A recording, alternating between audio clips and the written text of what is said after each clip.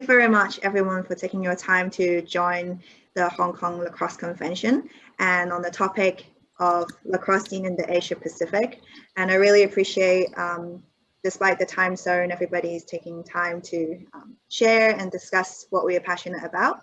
So before we start into the main topics, I was wondering if we could all just introduce ourselves a little bit. So who we are, which region we're representing, and then a little bit of our lacrosse background. So like whether you were a player before and etc. All right, cool. So Ron, would you like to start? Well, thanks, guys. This is Ron Garcia from Philippines Lacrosse. Really appreciate being on this panel. It's very exciting to see, you know, everyone in the region just kind of doing the same thing and growing the game. My background in lacrosse, I've had about over 30 years of lacrosse as a player, a coach, even an official. So I started playing in the 80s in middle school. Currently, I'm a high school coach here in Colorado Springs, Colorado, at Pine Creek High School. I was previously at the Air Academy, which is right on the Air Force Academy. So been part of this community for a very long time. So that's just a little bit about me. Yeah. Thanks, Ron. Hi, so I'm Gemini from Hong Kong. So I started playing actually in a boarding school in the UK, in the same school as Garcia, actually, went to the same school. And then I moved back to Hong Kong and then kind of started more involved in Hong Kong lacrosse a bit more. And then currently I'm the assistant coach of the women's rep team here in Hong Kong. Brandon, would you like to? Yeah, sure. Hey, I'm Brendan. I know most of you, some of you I don't know. I work for China Lacrosse. I'm the head coach of our men's team. I've been in China now for about 4 years in total, minus a good chunk of 2020 when I was stranded in the US. And I guess I started playing lacrosse when I was in, I don't know, 4th or 5th grade. I'm originally from outside of Boston in the US. And so I've played through middle school, high school, college. I played at Hamilton College in the US. And yeah, I've been here, you know, since 2017 and I've been kind of gotten involved, which I guess we can get into later. So good to see you all. Thanks, Brandon. Jake, would you like to? Hi, my name is Jisung, but just call me G because that's much easier.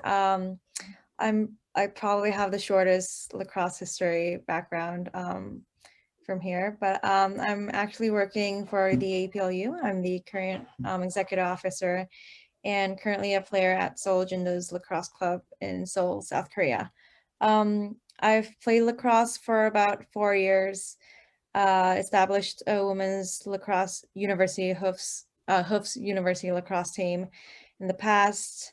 I also had the opportunity to play for Newport Ladies Lacrosse Club and Surrey Park Lacrosse Club back in 2018 and 2019 when I was in Australia. Thank you. Yeah, Jake, would you like to? Yeah, hi. Nice to meet you, everyone. My name is Jake Parr. I'm representing Malaysia Lacrosse. So I also have a very young background in lacrosse. I've only been playing the sport for about 8 years, one of which is competitive. The other 7 has been out here in Malaysia growing the game. So I actually only started in university in the UK. Played for some clubs like City of Stoke and Edinburgh City. And then I moved out to Malaysia for work and found no lacrosse scene and yeah, decided to start it up. Awesome, thank you. Evan? Thanks, Kay.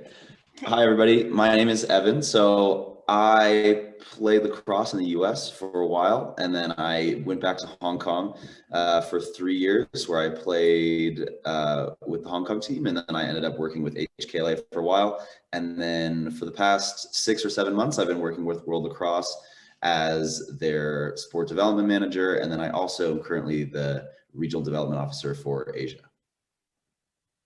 Thanks, Anthony. Matt, nice to meet you finally here. Thanks, Kai. Hi, everyone. Yeah, my name is Matt Walsh. On this call, I'm representing Myanmar. I'm originally from Long Island, New York, so I grew up playing lacrosse there in high school and college. But actually, my family is from Ireland, so I lived in Ireland for a long time, played and coached there. I played in the World Games in 2010 and the European Championships in 2012 for Ireland. And then I moved to Thailand. So I've been living in Thailand and Myanmar for the past 6 years or so, both coaching and playing. So nice to meet you all. I'm looking forward to this chat tonight. Thank you. Tim? Hi, everyone. Yeah, sorry about joining the meeting late. So this is Tim. I'm currently working for Taiwan Lacrosse. I was actually born and raised in Hong Kong and got involved in lacrosse in Hong Kong, and had the chance to play for the team for a couple of years, and then currently moved to Taiwan to develop lacrosse here. So my story is basically pretty simple: Hong Kong and Taiwan. Yeah. Thank you very much, Tim. Hi, Maki. Hi, nice to meet you. Nice to meet you. Would you like to introduce yourself? Okay, my name is Maki Hirono. Nice to meet you all. I'm here to represent the region Myanmar with Matt, I think today. Yeah, and I'm from Japan, and I started lacrosse in high school and did it in university, and was a member of the Japan national team for a few years. And after graduating, I did a little bit in the club team and also started growing the game in other regions. Thank you for inviting me today. I'm glad to talk with you guys. Thank you very much. Albert, would you like to introduce yourself? Yes, hopefully you can hear me. My name is Albert Light. I'm born in Hong Kong, of course. Some of you may know me. I started playing in 1993, and then I'm reached out for trying to get Hong Kong lacrosse to more international or regional competition participation. I moved to Melbourne for work, I think around 2003, and I ever since been there, here now. So currently I'm Vice President of the APLU, the Regional Federation of Lacrosse in Asia and Pacific region. Thank you very much. And last but not least, I'm really sorry if I pronounce. Thank you very much. And last but not least, I'm really sorry if I pronounce your name wrong. Is it Pong Prapa? Okay. Hi. Can you hear me okay? Yeah. Hi, everyone. My name is Pong Praput Suryodorn, but everybody just calls me James. It's easier for everybody. I am from Chiang Mai, Thailand. And I have been with Thailand Lacrosse for, I think, over about 8 years now.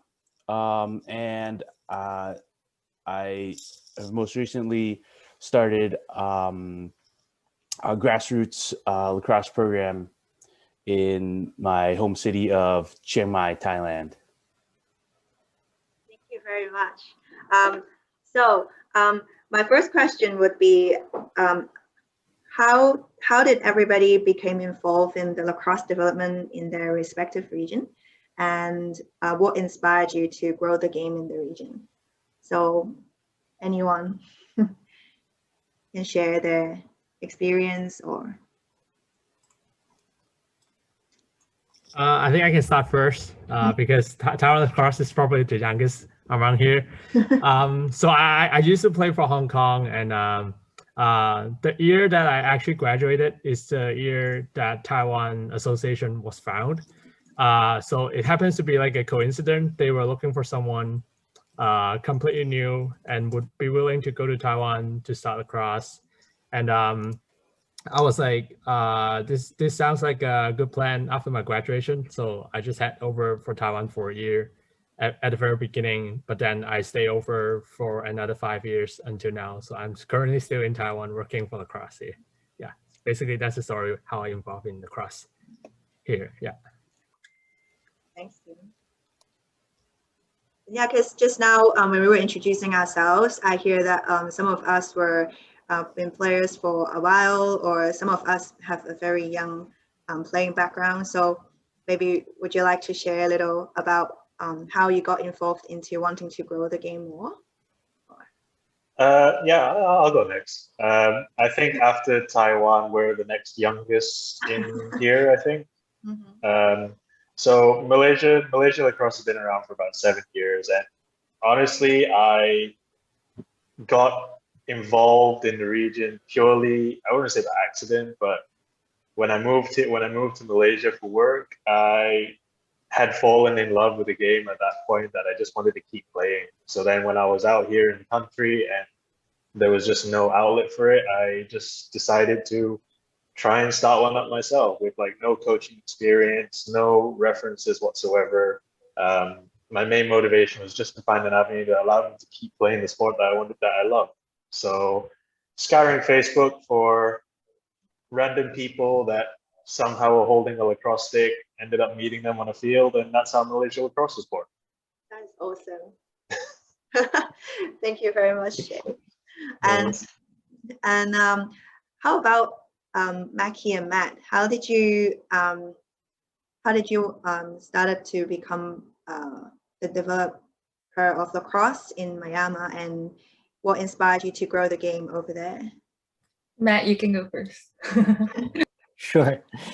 Well, I'd say, from when I first arrived in Asia in 2014, I wasn't so aware of how widespread lacrosse was in the region. Of course, I had seen Japan and some of the other Asian countries play at the World Games, so I was quite surprised, and really it was quite inspiring to see programs like Taiwan and Hong Kong, and how advanced and how even professional the setups were. And so for me, that was quite inspiring to say, okay, well, why can't we also replicate this in Myanmar one day? Of course, we're starting from scratch effectively. But I think, first arriving and seeing the development already was the moment when I said, okay, this is something I want to do in Myanmar. And I think Mackie and her group, also really helped in that sense. And, she can expand on that. Yeah, my first, after graduating university, my teammates and I, we were like so into lacrosse when we were students, but after graduating, we didn't have the energy to play like on the weekends, but we still wanted to be involved with the sport. So we were like thinking what we can do like in our own way. And we came up like, how about spreading the game to a different country? That seems like interesting, and it's not like a thing that anybody can do. So we wanted to challenge, and that was our first try in 2018. And 2020 last year, a friend of mine introduced us to Matt, and then we got together and we spread the game in Myanmar after that. Awesome. So when you grow the game in Myanmar, do you go there annually or occasionally, or? Since myself and our team, we had like 30 members from Japan, but we all are based in basically in Tokyo in Japan. So it's just like a trip, but Matt stays in Myanmar, so he's the one that's based in. Yeah, and we try to go annually, but since the condition is not, COVID and all the political situation in Myanmar right now, it's kind of difficult. So we're considering like how we should, do it from now on. Thank you. How about James? So I hear that you are trying to grow the game in Chiang Mai, which is a more rural area of Thailand. Correct me if I'm wrong. No, that's correct. How did you come into developing lacrosse in the North region of Thailand? Really, I just missed lacrosse so much, just not having anybody to really play with. Lacrosse started in Bangkok and just kind of growing slowly there. Never made it up to Chiang Mai, and when I moved to Chiang Mai, I just was missing it so much. I wanted to start it and grow it and be around lacrosse again. So that really inspired me to get out there. So I come back to the United States every so often, and I would just try to get as much gear as I can from all the people I knew, and brought it back over there. And once I had enough, I tried to get out there and grow the game. Awesome. Thank you. And for Brandon and Ron, I just remember that Brandon, you said you were from Boston originally, and Ron, you're based in Colorado now. So I was wondering, what made you want to develop lacrosse in a different place? So yeah, I can go. Sure. So I guess when I was in university, I studied Chinese, so I have a Chinese background, I guess, and I lived in China in 2012 and 2013. It's interesting because I studied in 2012 and was an intern in 2013. And when we were there, we actually brought our sticks to play with because we were still like playing in college, right? And we just assumed there was no lacrosse in China. And at the time there actually was, we just didn't know. But anyways, that was a side story. So I had been to China before. After I graduated, I worked in the US for a few years and had always had the itch to kind of come back here, and not necessarily anything lacrosse related. So in 2017, I came back, I traveled for a bit, and I ran out of money basically and was starting to look for work. And through a friend, I got connected with Zian, who you might know, who was coaching a university team in Wuhan. And he was looking to leave and needed a new coach. And I got connected and I said, oh, this sounds pretty cool. I'll go do that. And I did that. And then since then, I've kind of gotten more involved with China lacrosse. And yeah, this is what I'm doing now. Awesome. Thank you, Brandon. How about Ron? How about you? Well, interestingly enough, Philippines Lacrosse started with a lacrosse article in this publication called Lacrosse All-Stars. I think you guys kind of know about it. One of my good friends, Josh Akut, who's kind of the main founder of Philippines Lacrosse, just wrote a letter like, why don't Filipinos play lacrosse? And it kind of garnered some social media support. And we, along with 3 other guys, we co-founded Philippines Lacrosse back in 2012. And then finally got to the Philippines. I'm Filipino myself, so it's definitely dear to my heart. Played throughout my youth, and really didn't have anybody to relate with other Filipinos that played lacrosse. So when you did find somebody that was Filipino, it was like, hey, you're my brother, like this is great.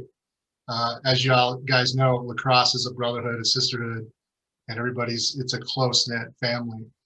So we kind of started it from there, and it's been great ever since. Awesome. Yeah. Thank you very much for sharing that, Ron. And so Jem, so Jem, I understand that you've been helping with a lot of the Hong Kong development for a long time now. So would you like to share with us what got you from a player to helping to promote and develop lacrosse in Hong Kong, and now to like a coach and also development?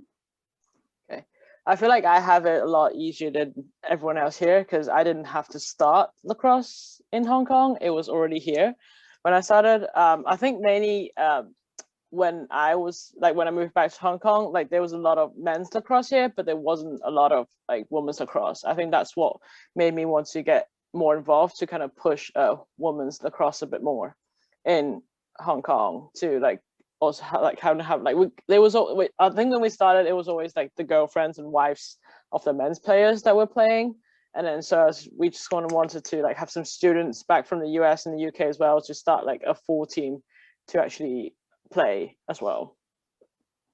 Awesome. Yeah.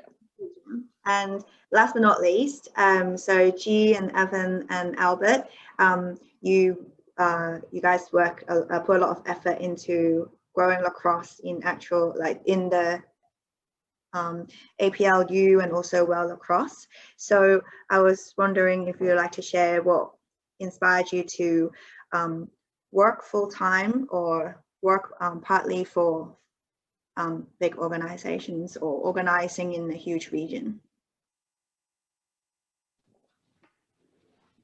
Gia, are you going? Sure. Just like a background history, my first involvement with lacrosse itself was back in 2017 when I was the liaison for the Australian men's U23 men's team in Aspects.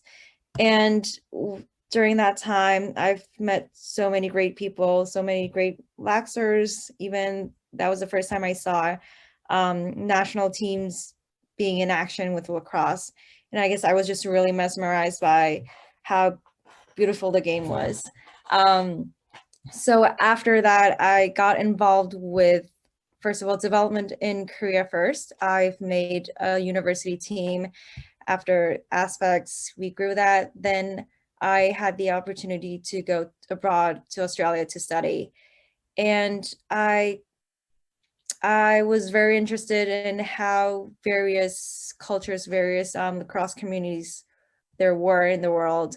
And that's kind of how I got really interested in development of lacrosse. And then I met Albert here from APLU and other great executive boards to, and I was just able to experience the great game of lacrosse and had the opportunity to really assist the board to develop lacrosse in the Asia Pacific region.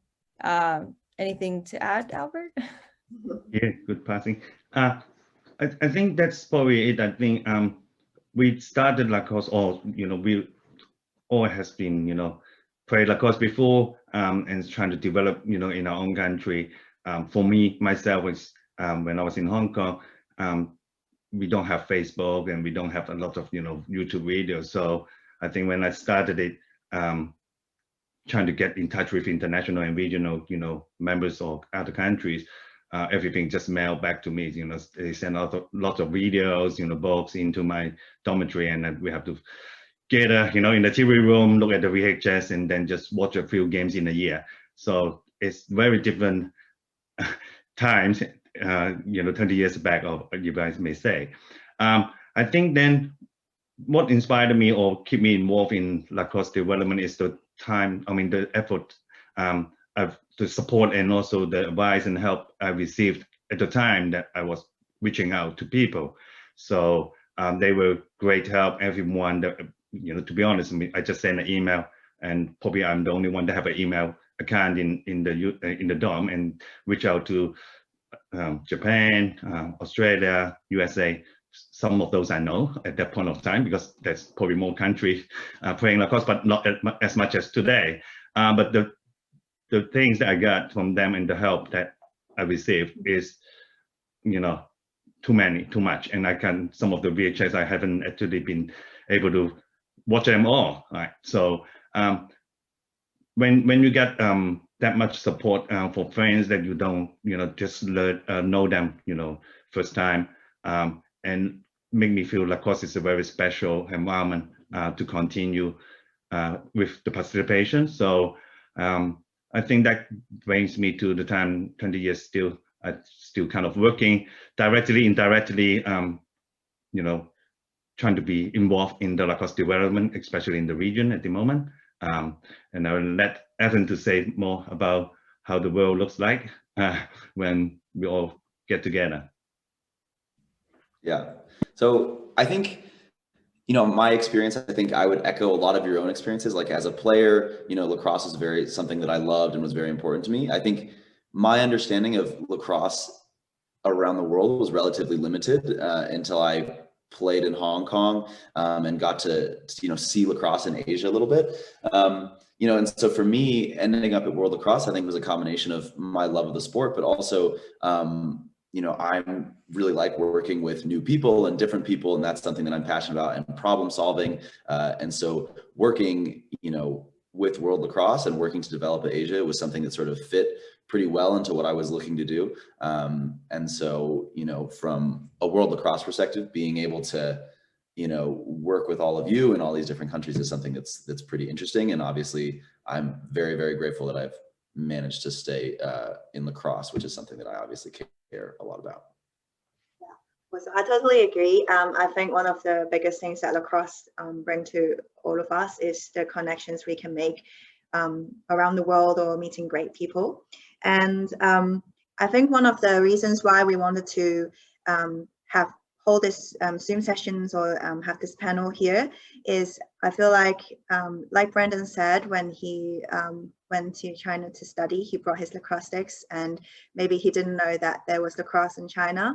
And I think that's exactly why, one of the reasons why we wanted to do a panel like here, is I feel like some of us have been trying hard to grow the game, and that, the world might not exactly know that, oh, there's actually lacrosse in that region. So it's great to see everyone here and to share. The next question is, I think one of the things to know more about the lacrosse scene in the different regions is to understand a little bit more about the lacrosse population, because I think maybe we all at a different stage of developing lacrosse. So maybe some of us could share a little about the lacrosse population, or what kind of programs we have in the different regions.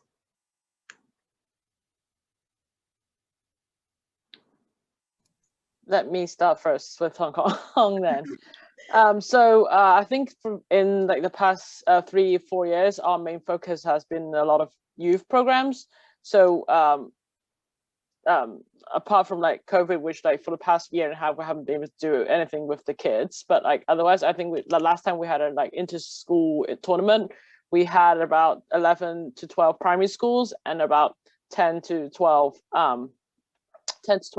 secondary school playing our inter-school competition. I think that's been our very big push of getting players to play younger, and then we kind of grab them from other sports before they kind of specialize in basketball or football. We kind of hey, come play lacrosse with a stick, it's a lot of fun. So I think we're trying to do a lot with the youth right now. And then obviously we have our men's and women's representative team, and our U20s men's and women's representative team. And then also university wise, we only have one university playing right now, but that is basically our main population of our representative right now, because I think we had a big gap in between where we have the university kids playing, and then we started primary school kids playing, and then we had this middle gap that the primary school kids haven't actually grown into university yet. But I think hopefully in 3 or 4 years time, we have those young kids who's been playing pushed into university, and then they'll be old enough to actually go into the senior teams. Yeah. So I think right now our full active lacrosse playing members, I think we are at about 500 to 700 people. I know that's a very big range. Approximately 500 to 700 people playing lacrosse. Yeah. Thanks, Jan. Anyone else would like to share a little about? I'll go next. So I've done some research, although I don't work for Korea Lacrosse Association. So apparently I think we have about around 800 lacrosse players, mostly centered in Seoul, the main city. We have about 15 high school teams and about 16 club teams, including university teams. From last year, I think we started to rebuild this youth programs to engage more youth kids, introducing lacrosse, and really in the long term looking to engage them into later senior teams later on. We usually have we also have national team programs, but due to COVID, we are really struggling with finding fields, just opening any practices and stuff. So I think a lot of countries are really struggling with the whole COVID situation, but yep, that's the status for Korea right now. Thanks, G. Anyone else would like to share, or? Sure, I can go. So for China, I think our best estimate right now is in terms of active players, we have somewhere between 700 and 900. And that's a mix of players who are, playing adult club leagues, university team players.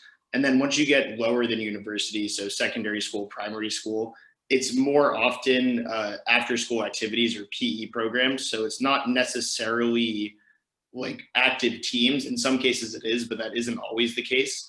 So we have, in terms of China, historically, lacrosse has been focused mostly in Beijing and Shanghai. But what we've seen that's interesting over the past few years is we've seen teams pop up in Chengdu, Wuhan, southern China, areas where there hasn't historically been as much lacrosse. So that's interesting to see because China is geographically obviously a pretty big country. So there's a lot of opportunity to grow the game in different regions from where we've historically been. So yeah, I would say our strength historically has been in the universities, especially in Shanghai. But again, as we've seen this regional spread over the past really 2 years, we've also seen, like Jem was saying, we're kind of seeing the same thing, more youth programs popping up. And that's exciting, right? Because you get the kids started early. They don't go to football or basketball, which are super popular in China. And then, yeah, you get them playing lacrosse for their whole lives, hopefully. So. Cool. Thanks, Brandon. I was wondering what the lacrosse population is for now in Myanmar. So Matt and Mackie, would you like to share with us a little about it? Sure. So of course, compared to many of the other programs on this call, we're at a very preliminary stage in Myanmar. So as Mackie mentioned, there was a trip a few years ago, another trip in early 2020, and those focus primarily on, introducing the sport to various schools within Yangon. So that's the financial capital of Myanmar and the largest city. I think, at this stage, what our main goal has been is, I guess, twofold. First is introducing it to schools at the elementary and middle school levels. So to introduce it into the kind of PE or sports curriculum at those schools, and then find kind of key Myanmar or Burmese stakeholders who are interested and committed to take the game forward so that they can kind of take ownership of it. At the time of Maki's last trip, there was only 2 of us living in Myanmar who have lacrosse experience. Both of us are Americans. So, we really wanted to find people who could kind of take things forward with our, technical support in terms of coaching. So after the last trip that the Japanese team came over, we had 2 schools who committed to, starting lacrosse programs. Of course, initially it would be, basic training the teachers on how they could then coach the students. We supplied them with sticks and some basic equipment. But then, of course, the pandemic started. And that kind of put everything on pause. And then just as we were aiming to get back started on February 1st of this year, unfortunately, there was a military coup in Myanmar. So the military took over the country, and since then, most schools have been completely closed. But I think once things settle from a political standpoint, we'll aim to continue on that kind of twofold path, focusing at the elementary and middle school level, and bringing more Bamar teachers and other people, parents, into the game so that they can take things forward. If you have more, Maki. I have nothing to add. Thank you. Very much for updating us, and I hope the situation gets better and that you can continue with the development there soon. How about James? What was it like in Chiang Mai? Like, what's the lacrosse population? So for most of the population, lacrosse playing population is concentrated in Bangkok. And we haven't really gotten any adults to come up, but we are focusing on more of the schools, the younger kids. We've just been doing a lot of travel clinics and to private schools, and these schools are interested in having lacrosse integrated into maybe like a after school activity. But our main focus now is to try to get equipment to get the government schools to start a program. So getting 3 or 4 schools together and then training up coaches and the infrastructure for that. So we look forward to doing that. That's awesome to hear that some government school might be starting lacrosse as a program. Thank you, James. And how about Ron? Like, what's the lacrosse scene in the Philippines is like? So, you know, we've got 3 pillars of lacrosse in the Philippines, and we've kind of focused on education as well, predominantly like universities. So our biggest is University of Makati in Manila, and then we've got Silliman University kind of in the Visayas area in Dumaguete. Then we have a kind of a high school / youth program in Bacolod.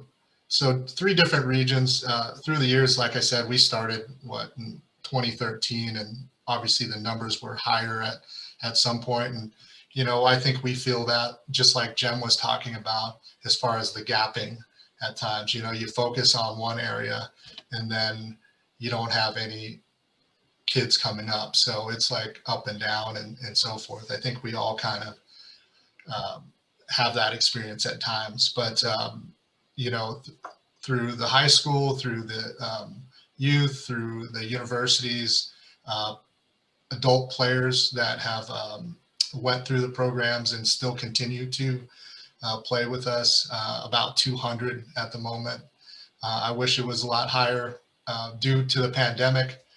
It's been a little tough. Same as Jake, you know, we can't have contact with each other at the moment. So it's been great in a sense because we've been thinking and working with other countries to help us kind of move lacrosse forward. For example, we're working with a Japan women's lacrosse club right now with our UMAC girls, and they're just doing they started some online training. So we're very thankful for that. The girls are really excited to meet other laxers in the region. And I think it's going to be a good thing as soon as we, you know, it's a good thing now, but it's going to be even better when we get to take the field again. Awesome. Thank you very much, Ron. And I hope that this COVID situation is going to get better for all of us and that we can get everything running again. And last but not least, for Malaysia and Taiwan. So you guys claim to be the youngest association or development in lacrosse. So I was wondering, what's the population like in the 2 areas? Yeah, I'll go next. So in Malaysia at our peak, we had numbers upwards of about 60 to 70 active players across men, women, and junior programs. So we never really had like a proper program in the schools, but we kind of had like a grassroots movement where we bring everyone together on the day and just kind of go all out, teach people they need to teach, let the people play that need to play, and then we organize it from there. And it had a very good effect. Primarily, it's all centered in the capital, Kuala Lumpur. We did try setting up a program up north in Penang a couple of years ago, but it never really materialized. In terms of demographics, we do have a mix of expats, but I think from the start, we tried to put a focus on getting local players involved and focusing on local growth over simply getting as many expats involved as possible, especially when it comes to tournaments and matches. And it was a strategy that was working for us up to when we played our last tournament, which I think was Phuket 2018, where about half a team that we brought was full of local Malaysians, which is a very proud moment. Nowadays, with COVID in place and all the lockdown measures, we have seen a reduction to about 25 to 35 people actively playing. But in truth, we don't know the impact until we can all get back onto the pitch. Thanks, Jake. And Tim, would you like to share? Yeah, I'll pick it up. So we have been doing this for around 6 years since I got involved in Taiwan. Our focus are pretty similar to the one in Hong Kong and China, probably because of my background connected with Hong Kong. We started from one school, and I think for this year, we have around 30 schools that are actively having like a regular lacrosse program going on. For the age, I think this year we got into like toddlers, but like before it was like elementary school leading into university, because we have a scholarship system setting up for them, so they can like keep connecting from elementary schools to junior high school and then high school all the way to university. So this is part of the rationale of our development, to have them connected with their study for lacrosse. The reason why we chose school is pretty simple, because it's basically where most of the young kids spend their times, and then they're all grouping together. It's easier for us to like recruit players and also like have them spend time together for like training, and then the teacher always does the off-field work for you when we have to take the team for games or like competition. So we kind of like spread, like, because like Taiwan is kind of big. It's not that big, but it's still like take travels. So we kind of split the place into 3 regions. Taipei is like the north part, Taitung is like the eastern part, and also like the southern part of Taiwan. We have around 10 schools in each area, because we are trying to like keep like optimal number of schools that they can play within the region. So they each have like a lacrosse league within the region, so they don't really have to travel far for games until we have like a annual national championship for them. So this is basically the pyramid that we are kind of like put together for the place. And so far, I guess it has ups and downs. Like I think the numbers that we have currently might be around 300 players actively playing, and also around 80 players that are currently involved in our like representative program. So yeah, I guess that's the situation in Taiwan now. Yeah. Thanks, Tim. Yeah.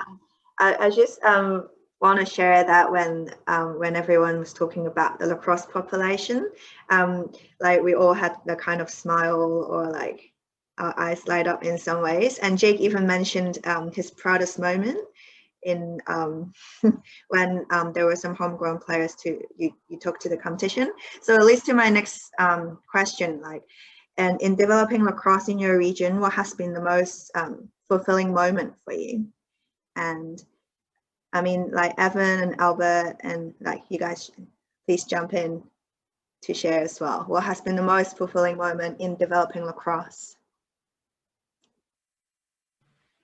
I'll let other people share their experiences, but I'll say that for me, that's something that's really exciting, is just to see the variety of different programs that there are. And, you know, obviously every country has its own unique challenges. And I think, you know, something that I hear from a lot of people is saying, well, you know, COVID has made things really challenging. And a lot of people are, you know, it's difficult to not be disheartened when you can't get on the field.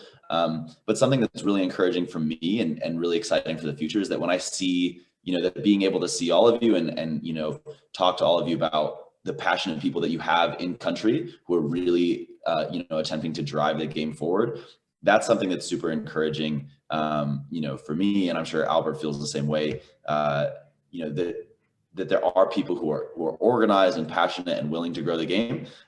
You know, so despite COVID and despite, you know, our activities on the field being, you know, hindered a little bit, I think that's something that's very encouraging and something that, you know, we're all very excited about at World Lacrosse, and I know APLU as well.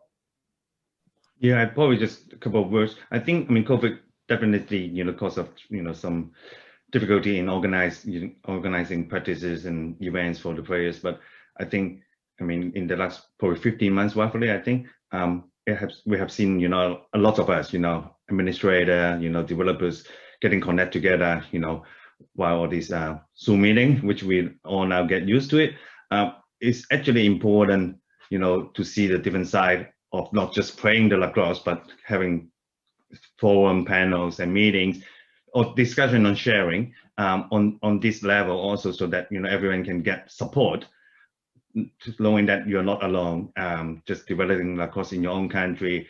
There are, you know, at least 12 of us in here tonight, and, you know, spending the evening having a chat and sharing their experience. So I think this is kind of the most I get, you know, for the last 15 months, of course, out of the COVID situation and difficulty. And I think we should all treasure it, and hopefully everything will become better, but then we still continue on this kind of sharing and forums, and that will be great.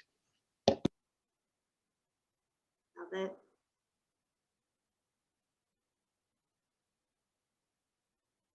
I'm done. Thanks.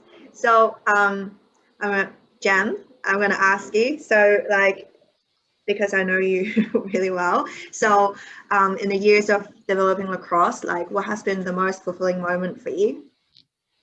I think there has been a few, but I think like the first thing that springs to mind was, I think when we had like the women's team at our first World Cup in 2013. I think that was like a really big part of, you know, like fulfillment for me, because like I think it was like, it's been 11 years since I got involved. I think I started getting involved in HKLA in 2002, and it took like us 11 years, but we finally did it, that we actually sent a women's team to a world championship. And then I think when we won our first game, I cried on the field, and then like all the players were like hugging me, and I was like, go away, I'm crying, but you know, good job, girls, that kind of thing. But I think that was like one of the most fulfilling moments. And then I think more recently, I think it would be at the U19s that was 2 years ago. Okay, 2 years ago in 2019, I think, because we have worked very hard to get like a youth program going, and then when we finally could send like a U19 team to the World Championship, it kind of like was like something to show that everybody who's been working in developing lacrosse is doing something correctly, that we could put out like kind of like a more youth team to a World Championship. Awesome. Yeah. Thank you very much for sharing that, Jen. How about James? Because when I remember when you were sharing that you were getting some kids program going, you had that smile on your face. So yeah. What's the most fulfilling moment for you? So the effort in Chiang Mai kind of started off with I called up all the lacrosse players that I knew, and we tried to get a tournament going in Chiang Mai. So we were able to get people from Malaysia and Singapore, Hong Kong came, guys from China came. So it was awesome to have everybody. But the most fulfilling part about it was that I was able to get a few guys that were going to play in the tournament to come out and do a full day clinic at one of the schools that we had scheduled for. And it was just great to see people so willing to help out. And it was just a great day. We saw tons of kids that day, and everybody just had so much fun. That's awesome. Thank you, James. And how about Ron? What has been the most fulfilling moment for you in developing lacrosse in the Philippines? Wow, that's you know, I think there's there's tons of fulfilling moments when you're involved with lacrosse, from playing in championships to, introducing the game to friendships that you make, people that you get to meet all across the world, people that you get to work with. But I think in its true essence, it's that smile on players' faces from whatever age they may be. I still get a kick out of, even though we don't post some of these things on Philippines, but I just see, I'm friends with a lot of the players through, on Facebook and social media, and just seeing them having their stick in their hand, interacting with each other, and developing that friendship that will just last for their whole lifetime. And I think lacrosse has done that. It's that kind of that link between everyone, and everyone I know has been involved in lacrosse. The job that I have through lacrosse, my day job and everything. So lacrosse has given me more than I've ever given it. So it's just amazing. Thanks for sharing that, Ron. I got a bit of goosebumps hearing that. So for Mackie and Matt, how about you guys? So Mackie, you said that every year there's some students from your university that will visit Myanmar. So what has been the most memorable or fulfilling moment for you in Myanmar? Yeah, just simple, seeing the kids enjoying the sport is a moment that was definitely a moment for us, because we were afraid if they would like the sport at the first time. So that is a scene that we will never forget. And another aspect is this was another goal for us to give inspiration to the Japanese members that actually went to Myanmar with us. We wanted to show that there's a lot of ways to interact with the sport lacrosse, not just as you don't have to be the number one player to be interacted with lacrosse your life. You can grow the game, and you can do anything you want through lacrosse. That was one thing that we wanted to change the mindset for Japanese people, and I think that we accomplished that in some way, because after the trip, some of the members they individually spread the game in Japanese rural areas on their own. So I think that's a good impact that we could give, and yeah, that is something we are proud of. Thank you, Mackie. I think most of us have the same similar fulfilling moment when we see the smile on the players or the kids' faces when they first pick up the game. So it's great to hear that we have a similar connection. How about for Brandon and Tim? So I believe that you grew up in your hometown, and then you moved over somewhere else to grow lacrosse. So what has been your most fulfilling moment so far? Sure. So yeah, for me, I echo what everyone says. Whenever you introduce the game to younger players and see how happy they are, that's always great. One thing I would add is that I guess in China, my background has been more coaching older players because I was at a university and now I'm helping with the national team.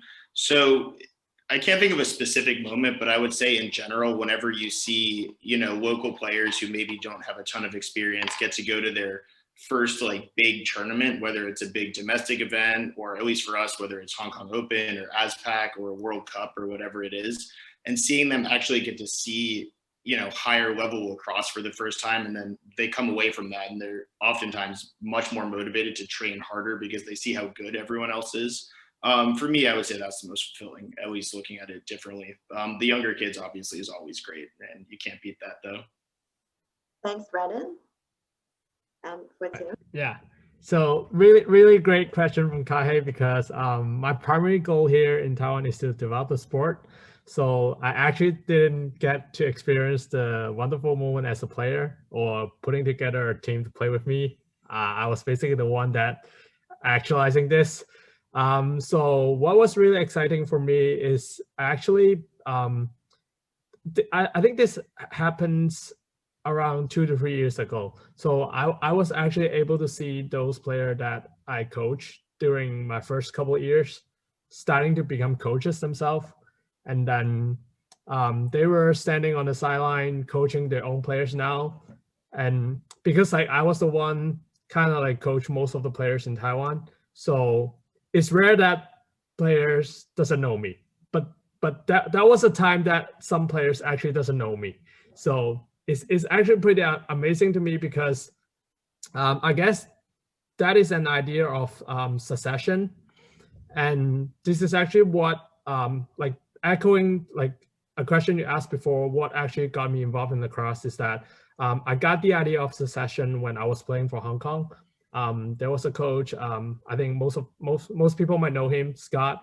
I think he kind of gave me the idea of try to give back what lacrosse gave you. So that was a moment I like kind of, it's like a deja vu, gave you like vision that something is really, that was like a goosebump moment. So basically that was like the amazing moment when I see my younger players starting to coach, and then they were competing with each other and then trying to beat each other on the field. So yeah, that's the moment that I enjoyed most, like probably from the past couple of years. Thank you so much, Tim, for sharing that. I totally agree. I think one of the things that got me into lacrosse and continue in working in lacrosse is that all the different people in lacrosse, that they have so much passion for the sports and so much passion to grow the game, like Evan has mentioned just now, and that everybody is always willing to sacrifice to give back to the game. And you know, and that's one of the greatest motivation to keep us going. I would like to say a huge thank you for everybody to take time to share their experience and to share about their stories in the lacrosse journey, and their different fulfilling moments, which might be very personal. So I really appreciate it. And despite the different time zones, you know, like Ron, you woke up super early for this, and for Evan, I actually don't know whether your time zone, it's like, is it in the morning over there? Yeah. So very early for me, guy. Very early for me. Thank you so much. And it's great to see everyone here, and it's nice to meet everybody here.